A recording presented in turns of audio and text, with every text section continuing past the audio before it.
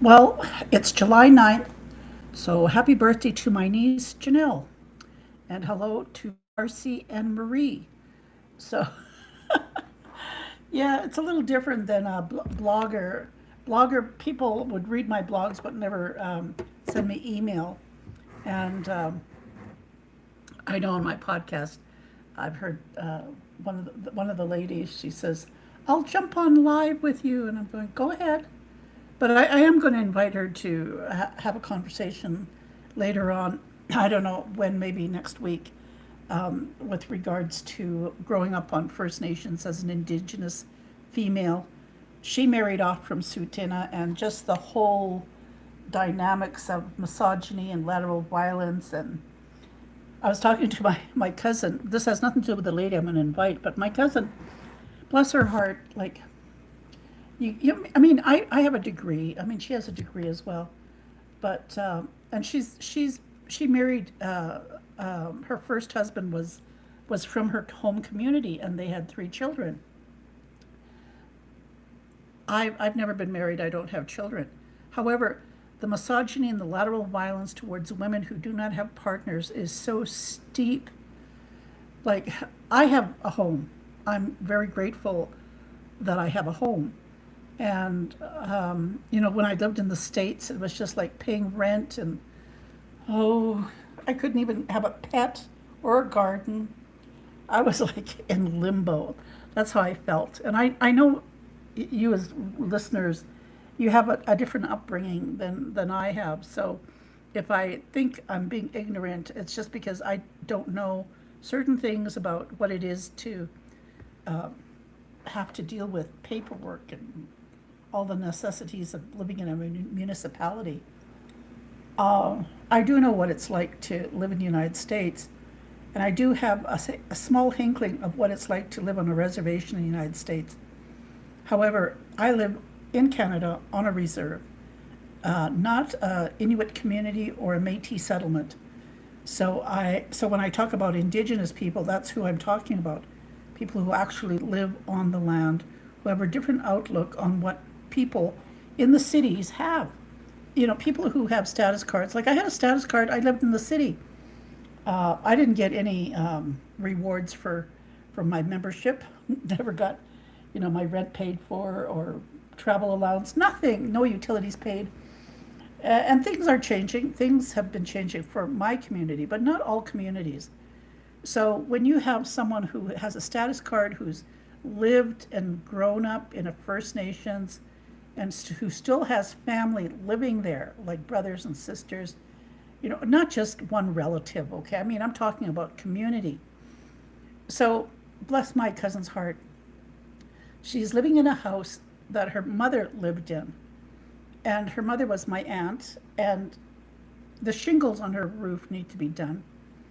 She needs a new furnace.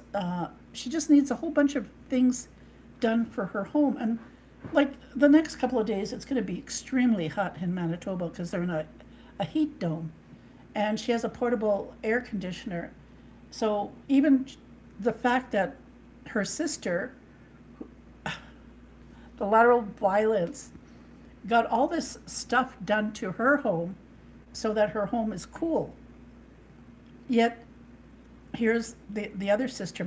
I'm cousins to both of them, but it's the relationship of how you grew up and what the lifestyle you chose to live.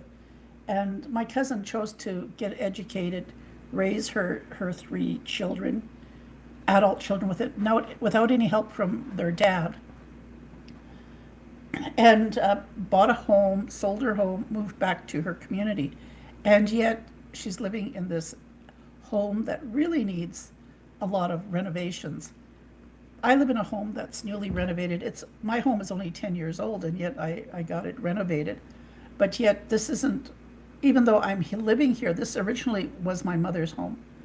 So I want my listeners to understand, like, when I talk about misogyny and when I talk about people who sort of just poo-poo on the fact, oh, there she is, like any First Nations, any Inuit or any Métis female who is single, who lives in their community off the land, knows what I'm talking about.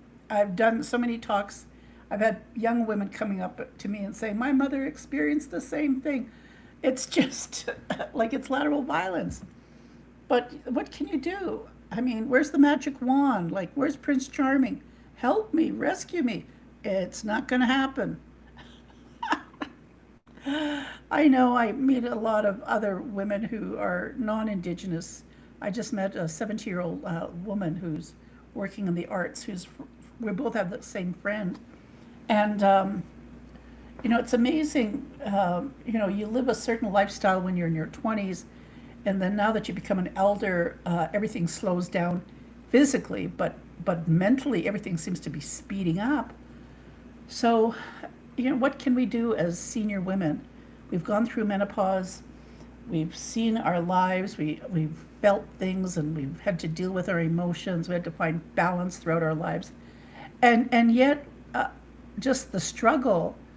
We're still hated on. I think it's like the soccer player Cristiano Ronaldo, beautiful, handsome man, talented, grew from poverty, and has excelled in all areas of his life and in the sport that he loves. And he still has people who hate him. Now that's the same thing. Not that I'm like, not that I'm a billionaire, but I'm just saying that's the way we are as human beings. It does not matter what kind of kudos you have, what you've done. Somebody somewhere just will not like you. So, you gotta sort of suck it up, buttercup, and just plow your way through each day. And that's why I think it's so refreshing to have older women that I can talk to about just planning to do things like every day, like one day, and challenging yourself to do it. And when we were younger, you don't think that way. You just think, oh, I'm going to do this, or I can't do this because of this and this and this. I mean, you make excuses. Well, when you're older, there's no excuses because, well, I shouldn't say that too. It's not just with older people. I think our young people today are living very precariously. I mean, somebody put it that any moment now, half of the world's population could disappear. And it's true. I keep on saying that. Just detonate 5 nuclear bombs in one area and it'll be like a asteroid hitting the world and destroying or wiping out most of the population.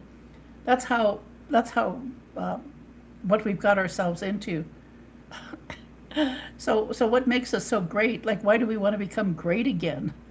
We're pretty pitiful, and we're in a pretty sad position when that's the legacy we're giving our children and our grandchildren from all over the world, not just one superpower or two superpowers. This is something that, as a consciousness, we have to think about, and maybe in some very distant past that has been totally annihilated and erased from our human memory, that our the people who came before us knew this. So again, we're struggling with these things and these notions of what is appropriate or inappropriate, what's good, what's bad, struggling through the whole cosmos and not realizing that with any moment we could just vanish. Isn't that pathetic that it's summer, everybody's on holidays, everybody's trying to enjoy themselves, and here I am being what they call a sad sack. But when I look at Donald Trump and I'm going, what a sad sack. Like, there was a comic strip called Sad Sack. Really, I'm not making this up, and I'm not trying to try and create something that wasn't there before. It's just the reality. There are some things in life that are just totally sad, and there's nothing anybody can do about to change it. Like I said, I could look at my life and think, oh, how sad am I? But yet, I didn't get this age by thinking that. And I think it's the maturity or the networking with other human beings who are doing their best just to exist or to make sense out of the things that are happening today in this world. So quite a few months ago, March and April, I met people who had said, including my cousin in Manitoba, they're going to come to the Calgary Stampede. Say, oh, yay, great, thank you. I'll have company in July. Poor, miserable me. What happens? Nobody shows up. Really, my cousin isn't showing up. The lady in Arizona is not showing up. The guy from Washington, D.C. is not showing up. Who else isn't showing up? Well, even my niece moved back to Victoria. Oh, what can I say? But that's life, you know. I mean, I was thinking about the people I've met in my life, and I thought about the people I just met in this past 6 months or even longer. And even though people come into my life for a brief period of time, there's always something that profoundly has changed in me, in self-reflection. And I'm going, what is it that they touched my heart with? That I'm no longer that same person I was before I met them. And that's the way friendship is, and that's the way life is. We meet people, and I totally believe that we have to protect our energy, protective, reflective, healing energy. That's worth protecting. I think sometimes when I was younger, I didn't know, I didn't understand. And again, bless my heart, I'm as old as I am. And now I can reflect back and think, I chose this. I chose this and I walked into it freely. And I saw something, felt not physically like through sight or touch or taste. It was a sensation of energy. And I think as human beings every day, you know, when we're born as children, we're born holy.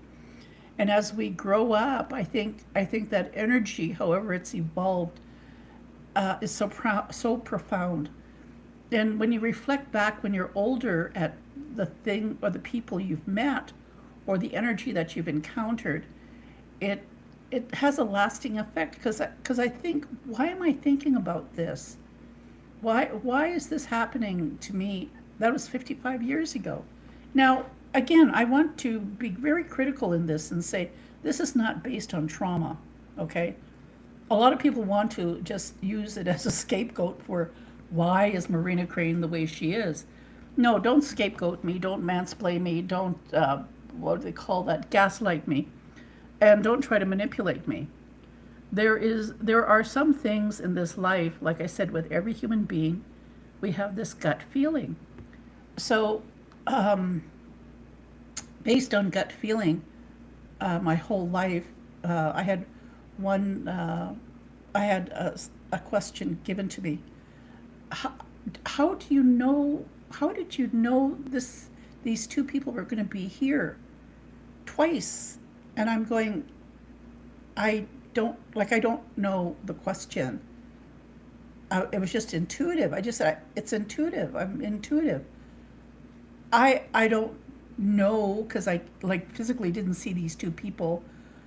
It was just a shift in thought when I'm talking, and then out of the blue, there are the two people. So that's what I'm saying. When you're protecting your energy, a protective, reflective, healing energy, and you're wanting that energy to heal you within yourself, there's also a part where you have to release it because whatever energy somebody's influencing you with isn't yours to carry. That's theirs.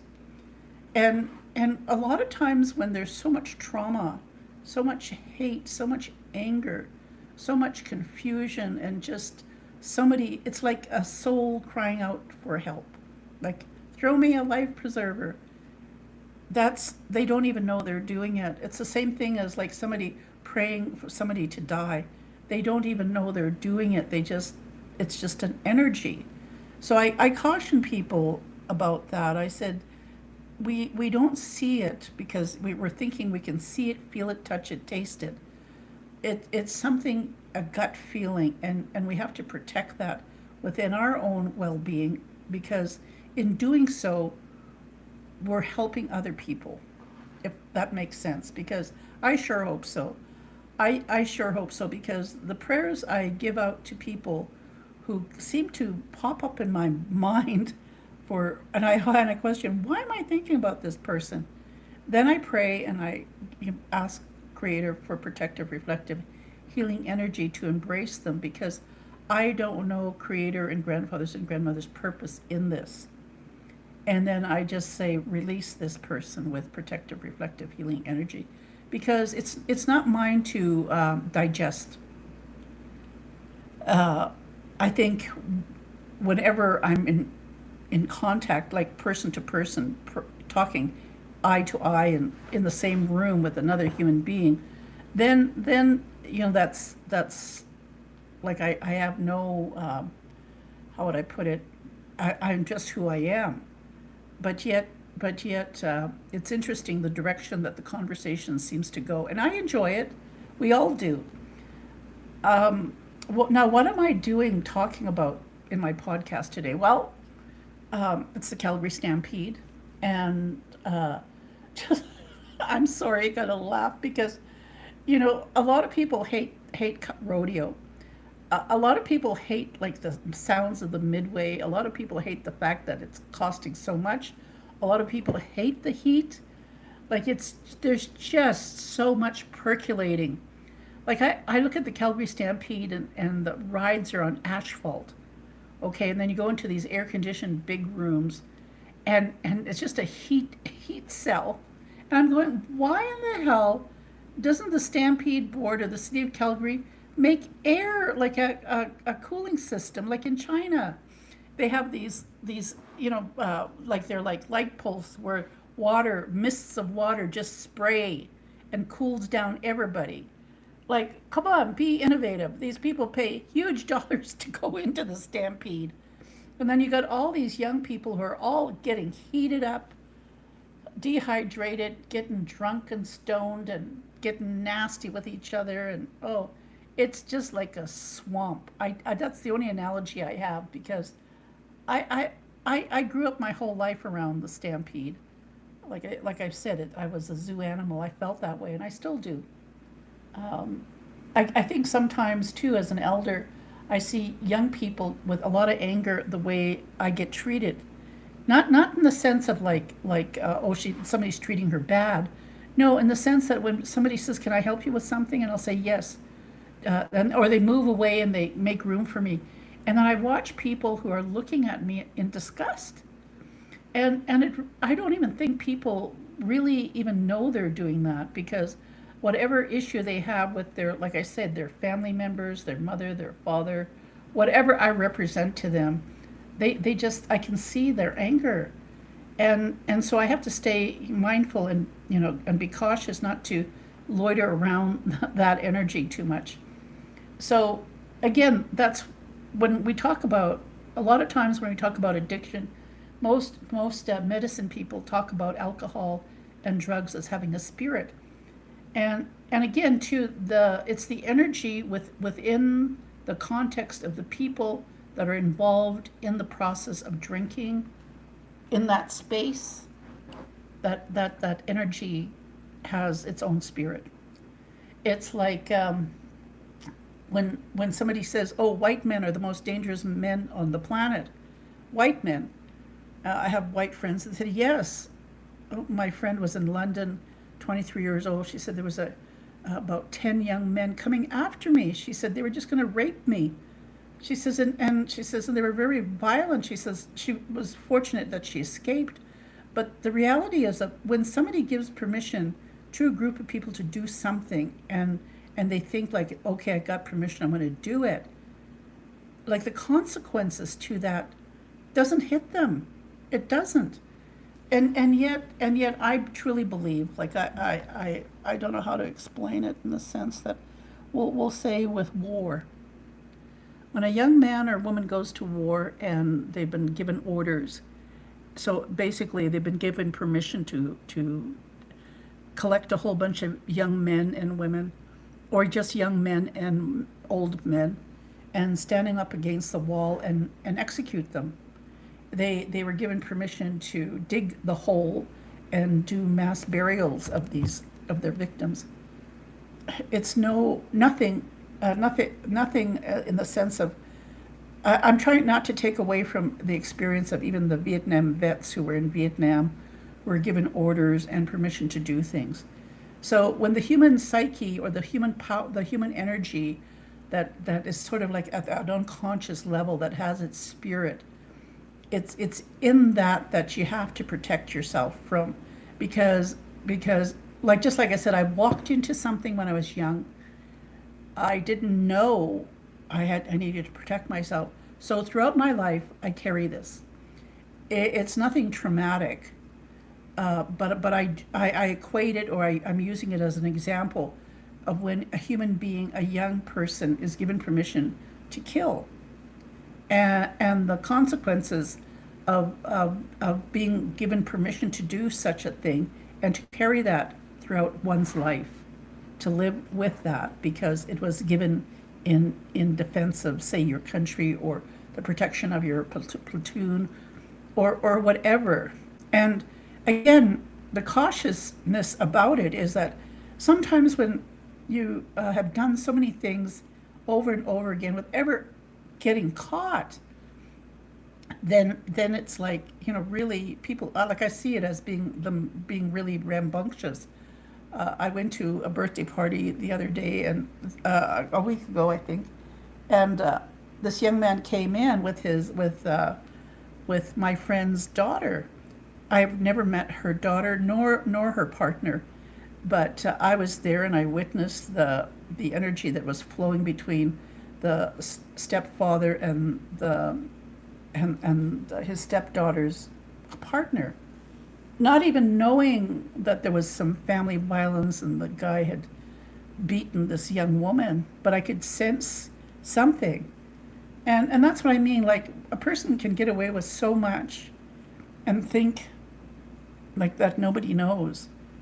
But until you learn how to embrace and release, you carry that with you in public and people see it, especially when you're a young person. Now, an older person, sometimes you see it in older people too. And I mean, I see it in some of the people I know that are just so bitter about how they had thought that if they got married, had children, that their partners would be with them for the rest of their lives. Like there's some bitterness attached to that, or that having an affair with a married man, and the consequences of like, oh, being bitter because you thought you'd end up retired and happily ever after with that person. Most scenarios and narratives that have come about are heartbreaking and heart-wrenching, but yet the reality of it is like, what makes healthy human sexuality? The reality of it is just that nothing is permanent. Nothing is what it is. And for me, at my age and how I talk about meeting people that you're still sexually attracted to, or they're attracted to you, you still have to embrace that energy because you're a human being. And if you're afraid to embrace it, why? Something. See, that's the whole point of it, is as a human being, you yourself only know who you are. You yourself know why you have to embrace it. At the same time, you also know why you have to release it. But doing this isn't easy, and it's a very lonely process too. But it's rewarding. As much as I know that people don't want to listen to what I have to say, it's rewarding because so many people have written so many books, so many legends, so many oral stories, so many things about what life is about. I met one of the plumber that came to my home last week. His daughters have status cards. They've never lived in First Nations, Inuit, or Métis communities, and for him, his status card comes from Métis community. His daughters do. So, but the reality of it is like so many Indigenous people who have status cards who've never lived in the First Nations, Inuit, or Métis settlements or First Nations, don't realize like the money that's out there, because his daughter applied for a grant for 250,000 for her PhD, applied to so many other programs, but when she used her status, she got the money. So my question is, what is she going to do to pay back to all those poor students who are living in those Métis colonies, Inuit communities, and First Nations that have lack of education, lack of proper living, lack of everything. See, that's why I mentioned my cousin, educated, pays a good paying job, but how she's treated, her house, everything. And like, people don't see that. People don't see the struggle, everyday injustice. And that's why, as a woman, when I talk about these things and people just sort of look at me and just say, oh, well, there's Marina, especially in my community, like I said, some people just look at me as if they hate the ground I walk on. Like, who is she to have somebody give her food and put food in front of her? Who is she to have somebody clean up after her? I'm going, I have nothing to do with this. Did I ask these people to do this for me? They just freely did it. So even that, like if people watched, why can't they see that? Instead, I just feel all this anger towards somebody who doesn't even know me projecting that onto me.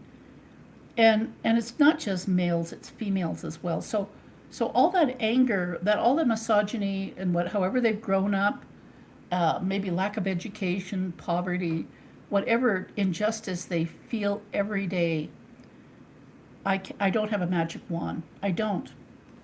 All I do is talk about healing and how to try and talk about how you feel and have just be there for your friends, your family, like have a network, constantly work at connecting with people, especially being so young.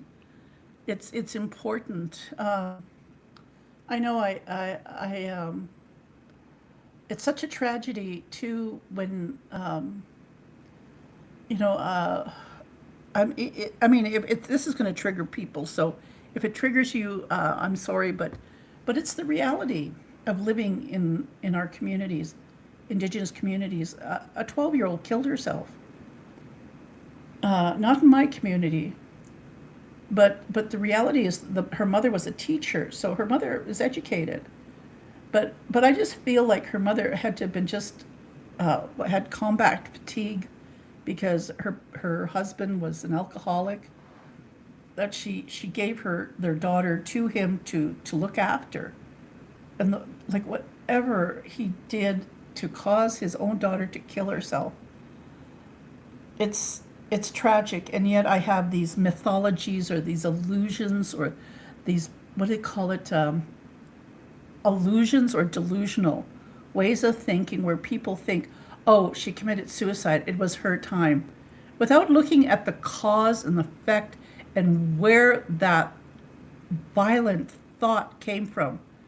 To kill yourself is the most violent act one can do to oneself. Like, what was she being tortured with? See, people don't want to look at it. They think, oh no, let's live in the delusion or the illusion that, this is her time to die. Like, excuse me, like I said, any second, half of the world could explode because somebody detonates 4 atomic bombs. Or an asteroid comes and bang, wipes out Europe. We're going to feel it just like that, just bang, we're going to feel it. Is somebody going to say to me, it was our time? This is like, it was our time, the earth had to die. Like that kind of irrational thinking and like delusional ways of thinking without understanding the whole complexity of where we're living, where the planet is, what's happening around us. It's like I think it's just a reality of taking a really good look at where we are and how things are. there's no easy answers to this because nobody has the answers. Nobody knows what happens after we pass away and die. And the reality of it, though, is like my sister, she's been sick for quite a long time, quite a few decades now. And 3 years ago, the doctor had said she only had 6 months to live. And even before that, like 20 years ago, she had lupus. And my sister has gone through so much, and she's endured so much pain that this time the doctors have said her heart is so weak. She's taking blood thinners in the morning and the evening, and that her heart could stop at night. So those things, I mean, this is my environment. This is my family. I have a brother-in-law who's worked his whole life in auto mechanics, like body work, painting cars, restoring cars, that he developed cancer. And about 8 months ago, he was given a year to live. So again, too, we're waiting. He's really in bad shape too. So, again, this is part of my life and my family. I have a cousin who was having seizures, 14 years younger than me, and he just wouldn't wear a medical alert bracelet, won't take care of his diabetes, had a rented car, was driving it, totaled it. At the hospital, he took a seizure. I mean, they've been examining him for about a year. And so finally, when he had this automobile accident, they checked, and he has a tumor on his left side of his brain. And his sisters and brother, like, they check up on him every day because he lives alone. And he's got a bracelet on now, so if he has a seizure, it'll notify the ambulance to come right away. Now, the reality of it is, if he keeps on, these seizures keep on happening regularly, increasing before September, because he's due for an operation in September, that they'll speed up the schedule for the surgery. So again, the doctor has told him he only has 6 months to live.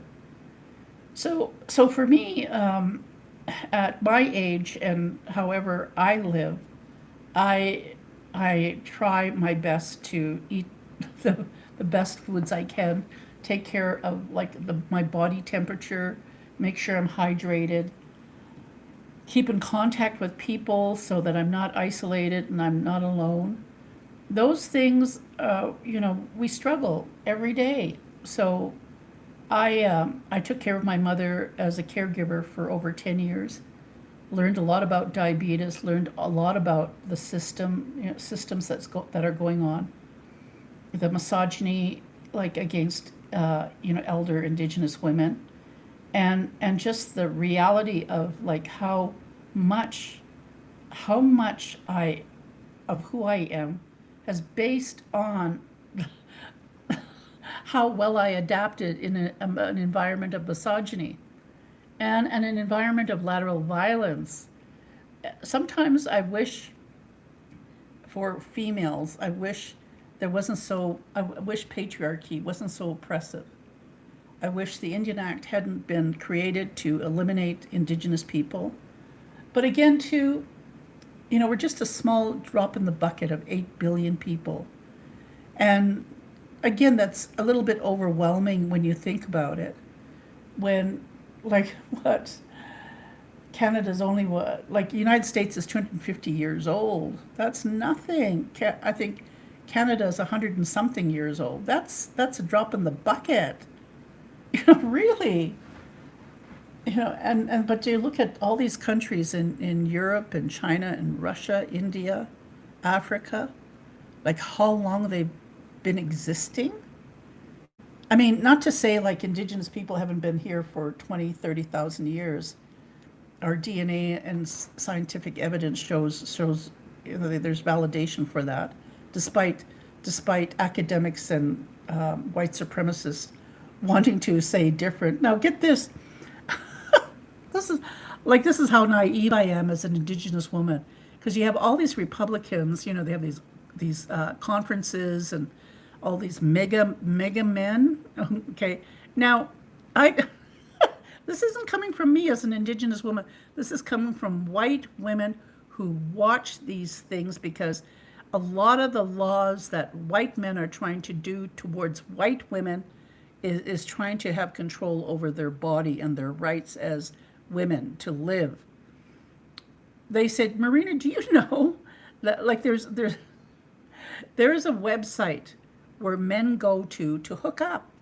I forget what the name of it is, but on the website, now, not that I'm going to go look for it, but on this website, the website shows places where you'll see men that are going to hook up. Okay, so when they have these huge Republican caucuses or conferences, that website that website goes down, because there's so many men trying to hook up with other men, and these are men who are like, what the heck? How do they manipulate their wives to how do they manipulate their wives about their bisexual tendency, their bisexual behavior? Like I said, where's the man's G spot? Biologically, men, like, hello, men are not like women. So until men actually own it and understand their own sexuality, their own sexual needs, they're going to be just secretly hooking up with other men behind the backs of their partners or other women. Like I said, I am so naive. And I'm going, no wonder why, you have all these people who have been fighting, like trying to hide the Epstein files, or, saying that they, like they're so charismatically handsome men that every woman would swoon to them because why? They're billionaires. Like, it's so unrealistic that they have to be so sad about their own sexuality. I really admire bisexual men and homosexual men who have the courage to live the best of their lives, and are not pressuring women, or not, telling us what we can or cannot do. And the fact that a heterosexual woman would want to have a child with a homosexual man, there is nothing the matter with that. Matriarchy has been around for thousands and thousands of years. Doesn't mean we're going to control or do things the way patriarchy. It's not the same thing. But if people could understand and just try to understand, the biology of women is so totally different than the biology of men. And for me, I sometimes I just can't get my head around it, because again, my father was in the military, uh, but yet I can't get my head around it. That all these military men, like when they go to war, and I mean, I know they're saying, oh well, there's no homosexuality in the military, or like this whole fallacy. Like I said, it's an illusion or delusional. But the reality of it is, there comes a time in a person's life when that self-reflection really has to kick in, because something gives. Either your health gives out, something gives. Really challenges the foundation of what you lived, and it'll happen with every human being. It'll happen, and some people, like what's happening in the United States, they're running scared, because there's so many people who are voicing their opinion of who they are and what they want for the future, that they're losing control over people who obeyed them. And for me, the whole thing about cowboys and Indians, especially with the Calgary Stampede in full-fledged, full-blown, like out there, I don't think the majority of people who go to the Stampede actually go to the rodeo. I, I don't think they're really concerned about the cowboys, because, like, I grew up in cowboy country. My father was a rodeo announcer. He was a bronc rider. All my uncles took part in rodeo. my grandfather and my father and all his siblings, they were in chuck wagons. So I kid you not, I've been around barrel racers. I've even uh, uh, ridden a wild horse bareback. Like, what the heck? Sometimes I think about these things and I'm going, a lot of the people who come to the Stampede can't even comprehend that kind of lifestyle. And again, too, that's based on, people coming into the new world and trying to capture and take land.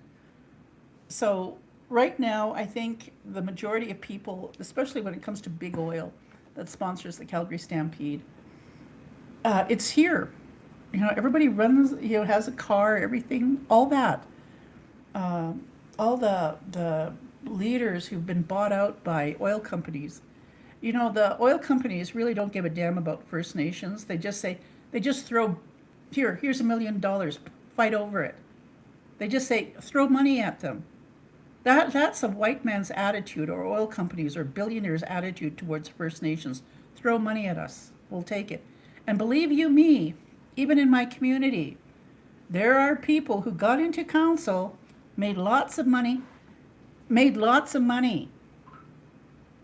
not being millionaires, but close to being a millionaire. Not from hard work, like the young man who is from my community is a millionaire who wasn't into politics, nothing. He made his money in the United States. But there are politicians in First Nations who have their hands out. As soon as the oil company comes, they'll just grab that money as soon as it's thrown to them. They'll pocket it and they'll give it to everybody who will keep their secret. Everybody who's along that line of the handout, they'll give it to them. It's like theft. They're stealing that money out of my very mouth and giving it to somebody else. That's me. I've grown up here my whole life. Ask me what kind of perks I've gotten from chief and council. Nothing. They tried when I was director of education, and I said no. And that's because I had lived in the States and moved home. And after I experienced that, I said, no, I'll take any job other than an office job. I'll do anything. I was digging ditches. I was digging for shrapnel and munitions, and I'm educated. I've worked off reserve, but I chose to work in my community, talk with people in my community, be friends with people in my community, learn from them, embrace them and help even bury them. So, whatever people want to talk about what it's like, I can tell you. I can tell you what it's like to live in First Nations. I can't tell you what it's like to live in Inuit communities, or I can't tell you what it's like to live in Métis community, because I've never lived there. But I can tell you that if I find someone who, and most people, pardon me, excuse me, when people have a status card and they know they've never lived in an Indigenous community, at least some of them have come up to the plate and have said, I'm going to pay back this money. Now, do people who have those status cards have the gumption to do that? Do they have the wherewithal to do that? That's my challenge to people who hold those status cards. And that money could be going to my cousin, who's lived her whole life. Her children live in their community, and their house is falling apart. So, well, you can't live on charity. No, but, make sure you give them money to people who actually deserve it and need it. Because when she passes away, what's her legacy? Where are her children going to gather? Again, it's like even child and family. When I say women who have 5 kids, I'm only saying this because I met this young woman. I worked with her. She was pregnant. Her children were apprehended, and then she had her baby, and she couldn't even take her baby home. They just took her without her even seeing her baby. 6 babies she had. Broken-hearted. She only lasted a month and she died. Now, where are her children? All in foster care. We have no sovereignty over our children. And when it comes to Indigenous women, again, like what if we don't have partners, or if our men refuse to look after our children, then that's lateral violence. And that's why it totally kept blowing my mind why people would continually support Nathan Chasing Horse, knowing he had 10 children, knowing he had $350,000 in child support arrears, and still worship the ground he walked on. And again, that's pretendian. Like I said, there his hands out, give me money, and he took it. He took it and took it and took it. And who was hurting? Girls and children. Like it's the tip of the iceberg when you look really deep into it. That's why when it comes to suicide, you got to really look into it, the behavior. What drove that 12-year-old to kill herself? What so you say, okay, what drove these children to be apprehended? Like you can't just say, oh, it was their time. You know, it says no. That's illusional or delusional thinking, which does not help the children or the women in need. So I don't know. I don't have the answer. All I know is that I miss a lot of my female friends who have died. I had a friend who I knew for 30 years, and you can laugh all you want. I mean, I was promiscuous. And see, if I were in the United States and there were mega Trump, all this conservative Republican, like even in Canada with the separatists, my saying this on the podcast, they would just crucify me on that wooden cross. You know, and I'd say, I'm going to get off that cross because I need that wood for my sweat. Because really, promiscuity is acceptable, what, with white supremacists? It's acceptable in all cultures in the world for men to go around and sow their wild oats. But when a woman does it, oh my goodness, let's stone her to death. Let's get her married right away. She can't control her sexual urges. I'm trying to say that's part of the healing process. Men do it, women do it. It's part of the healing process that Creator has given us. It's nothing to be ashamed of, to be wanting to have sex. Nothing. Nothing ashamed of it. And you know, I really cherish my friend. I mean, I was looking for a big sister, a mother. I was looking for someone who would keep my secrets. I would go and pick up somebody, and she'd come and pick me up, and like she'd come with me. She'd know who I was going home with. She kept my secrets, and I didn't even know I was keeping her secrets because she just said, Marina, I thought you knew I was having an affair with your brother. I said, no, I didn't know. Again, because I was living in some sort of illusion or delusion about other things other than my sexuality. So, which is probably trauma-based, but that's neither here nor there. And again, that's part of it too, though. I want you to understand trauma from childhood, however extreme it is, you need really, like it's not a magic wand, and you have to really shop around. You're worth it. Just don't go to some person who does sweats or sweat, you know, just do what you can. Go if you feel comfortable and you're healthy enough to have boundaries. Go to a therapist. Shop around. If you find a therapist who's giving you advice or they're just writing, go someplace else. But the reality of it is, you know, my friend, I could pick up the phone and I say, let's go. She'll say, I have $20, let's go to a casino. And we'd go. I wouldn't bother her for money. She wouldn't bother me for money. At the end of the hour or two, we'd meet up and go home. But that was our friendship. It was just mutual. And I really appreciated her.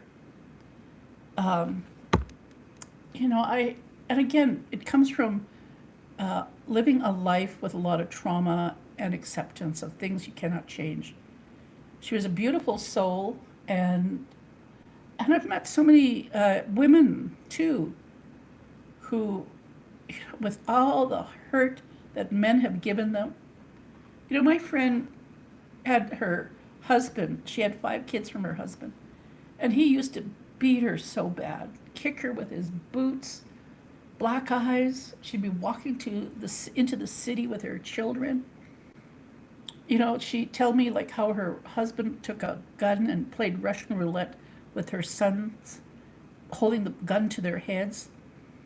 Things that she endured, and no child support, didn't pay child support.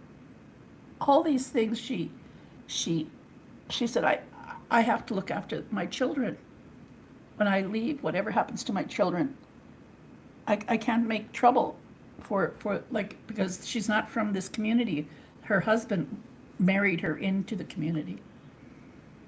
But the shame and guilt that they tried to put on her, or shame and guilt they tried to put on me, just for being friends. She was like 13 years older than myself. And, you know, like I said, there are people in our lives who have helped us to become who we are. And just the gratitude that I have for her just being there. Even when I was in the States, I'd come home. All I had to do was call her and say, let's go out, and she'd be there. You know, just at the drop of the hat, didn't have to feel like I was begging to be her friend. And you know, I mean, it might seem harsh, but, you know, as an elder, this young man, out of the blue, you know, just decided to take, you know, fly into Calgary, fly with me down to Las Vegas, Uber me around, you know, be my companion for like a day and a half. Like, who would do that? Nobody I know. Like I said, you know, even though he said he was going to come for the stampede and didn't, uh, a lot of other people said they were going to come and didn't show up. So it's no biggie. But the fact is of his actions, like that he came, and for me, it really made me open my eyes to another part of the world. Because most of the white people, most of the white men that I've known have lived in Calgary. Calgary being the most American city in Canada, and growing up with a whole bunch of racist kids, and thinking that all white people were this way. And then to find out, like, here's this young man, never grew up in North America, had his own healing journey to go through. Just meeting him and trying to understand the passion he had, the curiosity for things that were happening to Indigenous people, and the fact that he went out of his way. I don't want to sound pitiful, but can you appreciate that? I can. That's why, you know, when I talk about making allies and cohorts, and having the capacity to feel, to sit in a being uncomfortable. I mean, this is a person who has never lived in the Americas, who's never been around Indigenous people. I just like, I knew people were good people. I'm not saying like all white people I've met were bad. I'm just saying, the things we pick up in our lifetime of meeting different people. I'm just grateful for all the people I've met before I met this young man, because the energy he was holding, I think it's probably surprised him more that I could sense it, and that he had the courage to get to know who I was, and to not be afraid of anything that I would say that would feel uncomfortable for him. Yeah, it's life is amazing. So embrace all the stuff that you've had in your life, all the people that you think didn't give you a lesson, or somehow something's going to click when you hear my podcast and say, oh, yeah. And you think about, well, why do you keep on thinking about that person? Even if that person is like 30 years ago, 20 years ago, like memory is so powerful and has such an impact to us every day of our lives. That's why I say the older we get, the more we need to embrace with protective, reflective, healing energy, and the more we need to release protective, reflective, healing energy, because we've led and lived so many lifetimes with so many memories, and how we honor those memories and how we share them with people that we just meet, or even looking at how dangerous people are. Dangerous, like the reality of looking at someone and knowing they've killed somebody.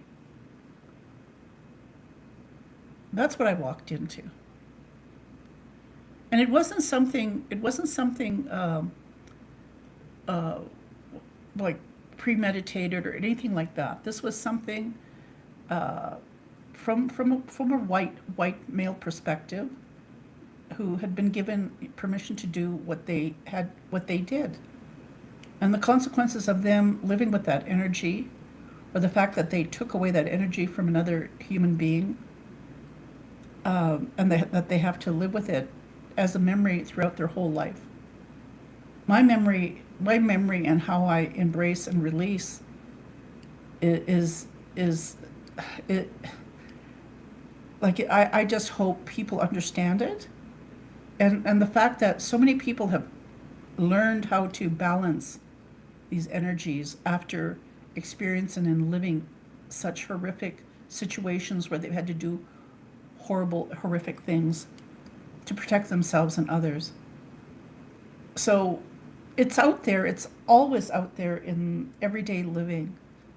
And so I think part of what I tried to do in my podcast is to embrace the stories, the narratives of Indigenous women, as well as understanding how to let it go, because the majority of times there aren't those people, these visitors, like the visitor that I had, who entered into my life and took something of me with him. Those things I'm really grateful for. And at the same time, I'm sharing it with you, my audience. It's a big, huge world. And all these people, because the world is so small now, and people are flying in and out of our lives, and to know that some of these people are very dangerous. And how do we protect ourselves? How do we know there's danger? And how do we protect those we love, especially within our community? That's how I was able to spot Nathan Chasing Horse. And people for 20 years didn't want to address the gifts I've been given by Creator. And that's okay. It's fine. I'm here to tell my story. I'm here to share it, to let you know that whatever we do in trying to understand how to balance ourselves, how to embrace and release this energy, this great mystery, the great mystery called love.